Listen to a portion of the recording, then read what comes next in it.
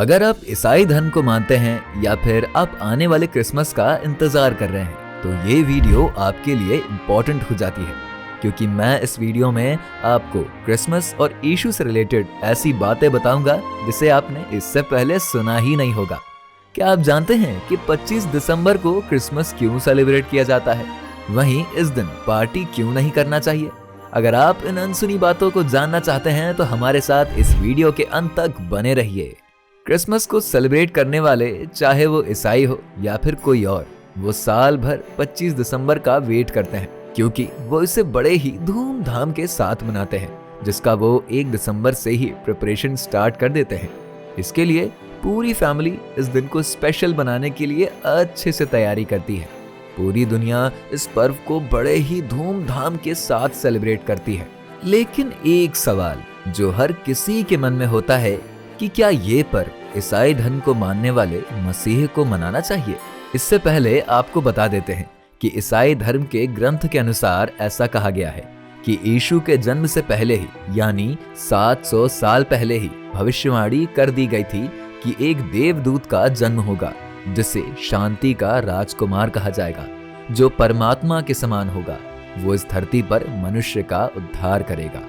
इनके जन्म के बारे में ऐसा कहा जाता है कि ये 25 दिसंबर को पैदा हुए थे और इसीलिए इनके जन्म दिवस को ही क्रिसमस के रूप में सेलिब्रेट किया जाता है। लेकिन इसका कोई सबूत नहीं मिलता है। वहीं ईसाई धर्म की पवित्र किताब बाइबल में इसका उल्लेख भी नहीं है। इस पर लोग सोचते हैं कि क्या 25 दिसंबर को क्रिसमस सेलिब्रेट किया जाना चाहिए या फिर नहीं। अगर किया जाना चाहिए तो क्यों? इसके बारे में हम आपको कुछ इस तरह से समझा सकते हैं कि हमें यीशु के जन्म दिवस के लिए 25 दिसंबर को सेलिब्रेट ना करके हम उनके इस संसार में होने और मनुष्य पर कृपा करने के उद्देश्य के लिए, उनके संदेश के लिए इस दिन को सेलिब्रेट कर सकते हैं। गॉड यीशु ने इस संसार को अपने त्याग से जो संदेश दिया है उसे फॉलो करके इंसान को सही मार्ग मिल जाता है। यही उनका एम था। जो कोई यीशु मसीह पर विश्वास करेगा वो जीवन मरण से मुक्ति पाएगा। अगर हम आसान भाषा में देखें तो लोगों का मानना होता था कि क्रिसमस यीशु के जन्म के लिए मनाते हैं और इसके लिए लोग घरों की सजावट करते हैं, क्रिसमस ट्री बनाते हैं। इसके लिए साथ ही सांता क्लॉज बनकर इस दिन को सेलिब्रेट करते हैं।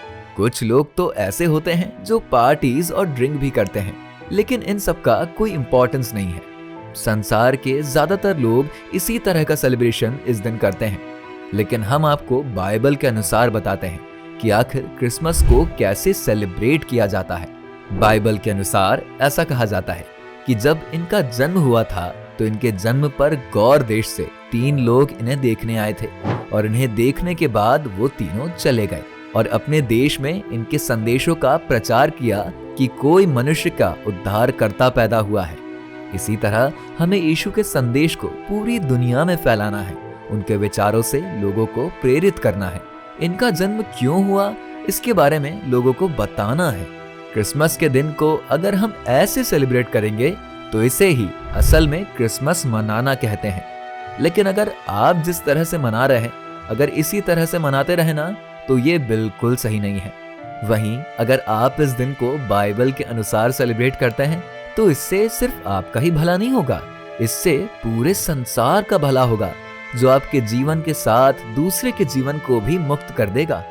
दुनिया भर के देशों में ईसाई धर्म को मानने वाले लोग हैं, जो इसीलिए पूरी दुनिया में क्रिसमस को धूमधाम से सेलिब्रेट करते हैं। वहीं इसे कई धर्म के लोग भी सेलिब्रेट करते हैं। तो दोस्तों, ये जानकारी आपको कैसी लगी?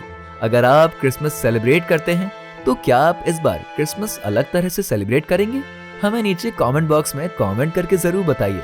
और अगर आपने हमारे चैनल को सब्सक्राइब नहीं किया है ना, तो वीडियो को लाइक और शेयर करके चैनल को सब्सक्राइब जरूर कर दीजिए।